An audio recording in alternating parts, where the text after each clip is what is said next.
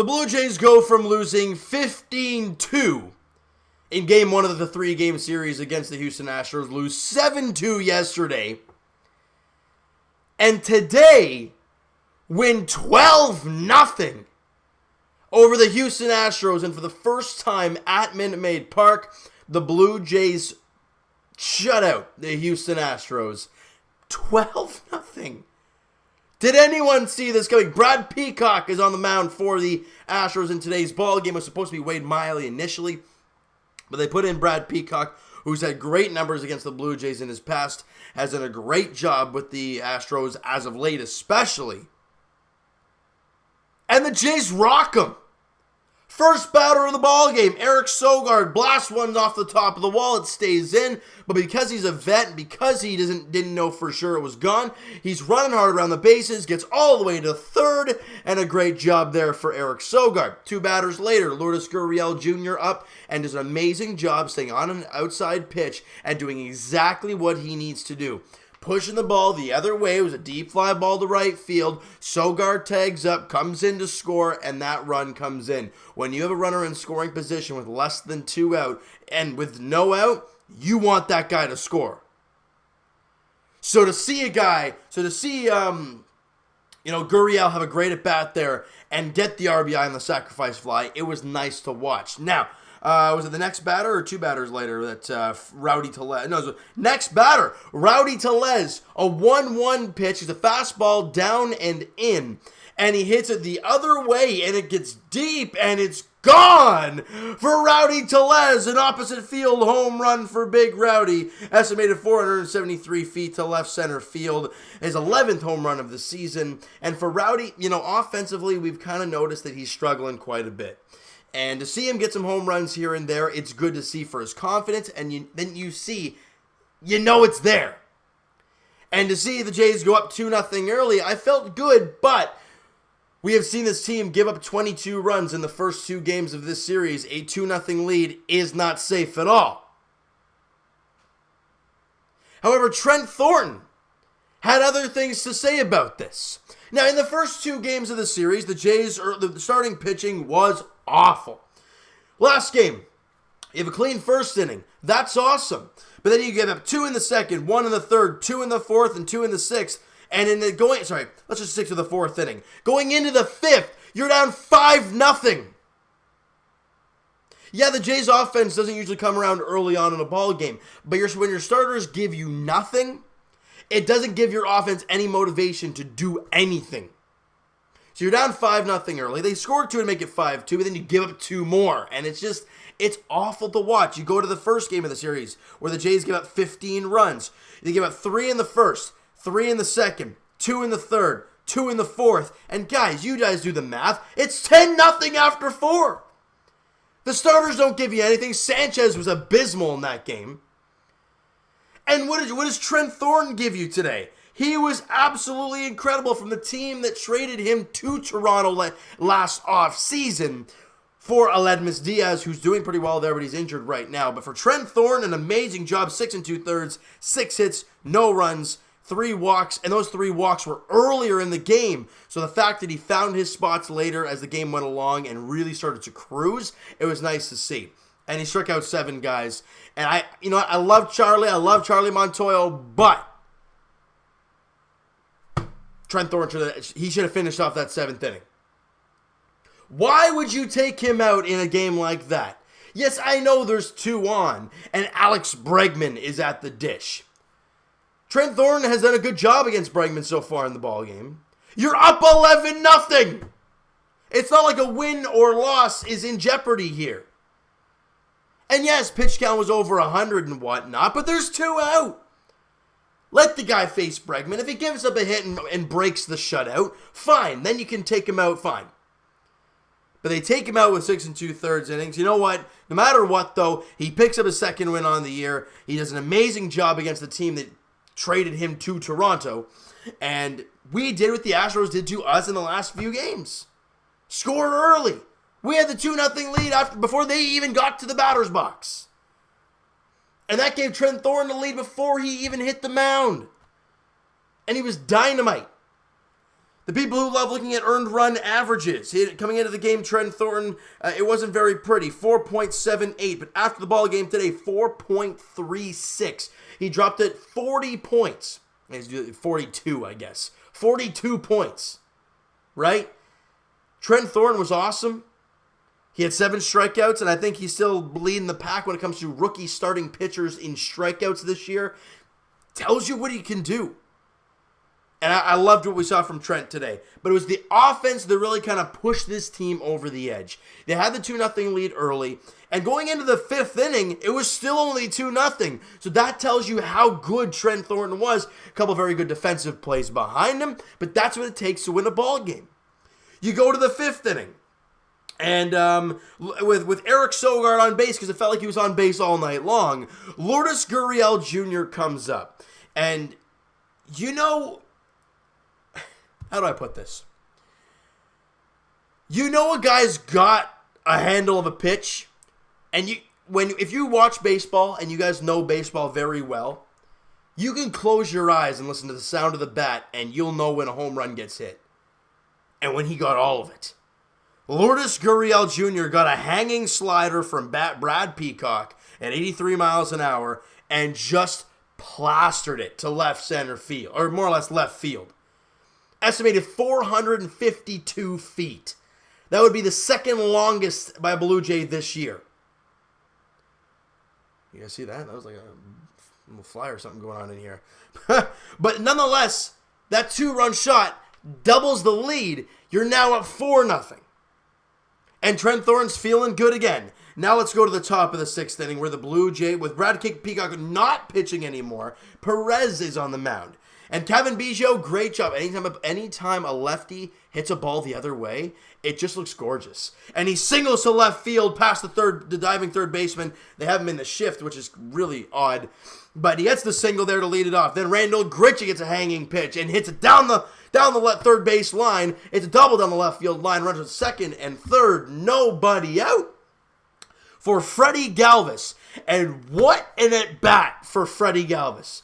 I think he was down 0-2 in the count, ends up getting 3-2, fouls off 2 or 3 more tough pitches, and then gets a ball inside, not even a strike, and gets barrel the ball, and it goes off the foul pole. A 3-run shot for Freddie Galvis. Beautiful at-bat for Freddie. What a series he put together. And just like that, the Jays have a 7-0 lead. They aren't done yet. Danny Jansen flies out, then Eric Sogard walks, because, once again, up until that point, he had 2 singles, he was 2 for 2 with a walk up until that point. Make that 2 for 2 with 2 walks for Eric Sogard. Then Vladimir Guerrero singles to left field. It's great to see him back in the lineup. See singles to left field, Sogard moves up. Then Gurriel Jr. singles to left field. It was kind of I think it hit the third baseman, Alex Bregman's glove, and it kicked around a little bit, and it ends up going through into left field for a base hit. Sogard comes in to score. That tacking on another one. It's now 8-0 Blue Jays. And Rowdy Tellez flies out. Next up, Teoscar Hernandez. And he crushes a ball to deep right field. Opposite field, may I add, for Teoscar Hernandez. And it's gone. 3-run shot for Teo. And just like that, the Jays they're killing it right now. They got an 11-0 lead. A 7-run inning. 2 3-run shots for the Toronto Blue Jays, and they have, like I said, an 11-0 lead. And then we go to the 9th inning where they bring in Tyler White to pitch, and Teoscar Hernandez hits a second home run of the ball game, again to the opposite field, his 6th home run of the year, and the Blue Jays win it 12-0. All right, offensively, tons of things to talk about in this one. But let's start with the mound here, with Trent Thornton doing a great job in his 6 2/3, picking up his 2nd victory on the year. Justin Schaefer comes out to actually clean up that inning for Trent Thornton. Actually walks Alex Bregman to load the bases, but then gets the next guy. I think he strikes him out to end that inning. And Trent Thornton clearly happy. He gets on the top step ready to give him daps and give Danny Jansen daps, and they're all happy and all that stuff. That's great to see. But then Schaefer struggled finding the strike zone. They threw an inning and a third. He got a strikeout. Didn't allow a hit or a run, but he walked 3 guys. So they didn't come around to hurt him, but he really struggled finding his location. With Alex Bregman, I think he was up 0-2 as well, and then he walked him. You just can't do that. But it didn't come back to hurt us, so that's fine by me. And Joe Biagini came out in the bottom of the 9th inning, and he threw an inning, gave up a hit, no walks, no runs, and a strikeout for Big Joe.